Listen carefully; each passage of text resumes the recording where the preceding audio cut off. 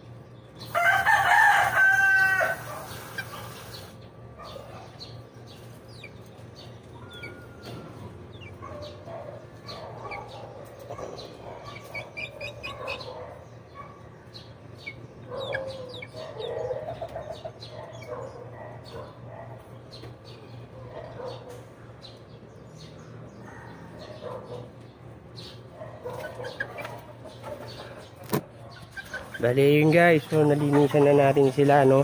O ayan, makikita nyo, ayan, bago na po yung lagay uli natin ng buhangin. Tsaka ayan po yung magparis natin, yung tanda natin breeder. Ayun na po yung dalawa nilang inakay.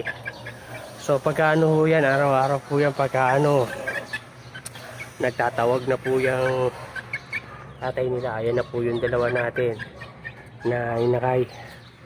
So pag ano yan, although susubuan pa rin nila yan, pero pag ano yan, mag-i-start na uli sila mag-breed. Kasi pagka ano, nagbabarakohan na uli sila, nagme-make na uli sila. Pagka ano pa, upo-upo na uli yun dyan yung ayun. So indication po yun na mag-iitlog na naman po uli sila, mag-i-start na naman po sila mag-breed. At tapos po, nakakita nyo, yun nakuha natin na ito, yung dumi nila, hatiin po natin to. Ilalagay natin yung iba dun sa guava apple natin dun sa may labas po, yung pinroning natin na nag-anohan natin ng pinagmarkotan din natin na isang araw na video. So para po maanuhan yung nutrients niya kahit dun sa mga bunga at saka bulaklak at saka po dun sa minarkot natin na 3 sanga po dun. So yun po, so hanggang dito na lang muna po ang video na to. Maraming salamat po sa panonood. Happy planting, happy breeding, God bless po.